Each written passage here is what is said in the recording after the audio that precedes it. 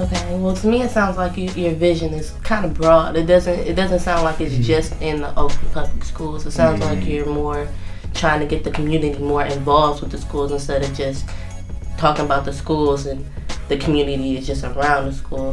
So, like, I'm pretty sure you have a team behind you, and I'm pretty sure their vision is just as yours, because without your team and without a vision like that, it wouldn't work. So, like, what exactly do you guys plan on doing to mold the school system into a community, family-oriented environment for students?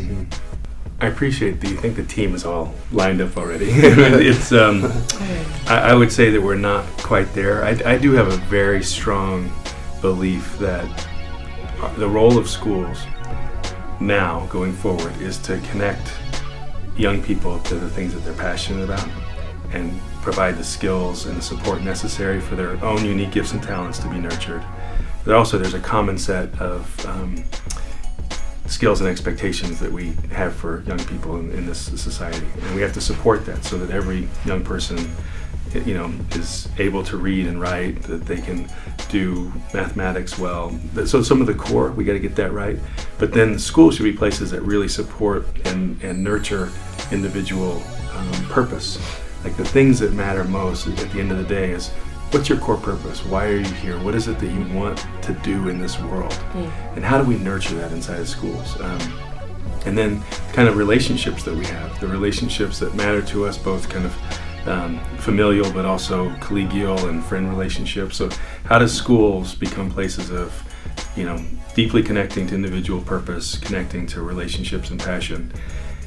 And then, this is where the system has to change. And so my vision for connecting our community, that can't happen in isolation. I mean, schools are necessary but not sufficient to actually do all of that work. And I think historically districts have been very kind of standoffish almost and impermeable. They've not been good partners with community-based organizations. Parents and families don't always feel welcome and connected inside of schools. Young people don't feel engaged. So we have to do work to redesign curriculum, but also just the way of being in inside of our district. So I can tell you that not everybody in the current district feels that way. So I come into a situation where I have to do some leading, teaching, and support of folks to kind of get on with that and get into that kind of framework. So it is like being a new coach in some ways, a new game plan, a new philosophy. So I will support a strong team to get there, and I do have they're pretty extraordinary people that I've met so far. But it's going to take some work to get all on the same page. And I think that ultimately, I believe deeply that it's the city of Oakland's responsibility to educate children well, that it's not just the district, but my responsibility is to make sure that we're all talking and thinking about that together. To me, it sounds like, in other words, you're saying it takes a village to raise a child, like in a whole lot of other different words. Do you believe that? That's what you believe in? Because it really sounds right to me. That's just how it comes off. I think it takes, in some way, it takes a city. I mean, but a lot of intentionality. I mean, people have to be paying attention to that. And in my experience, wherever adults are not in good relationship, it's children who suffer or pay the price. And I'm talking about whether it's teachers that aren't getting along together, whether it's family, whether it's adults in the community, elected officials.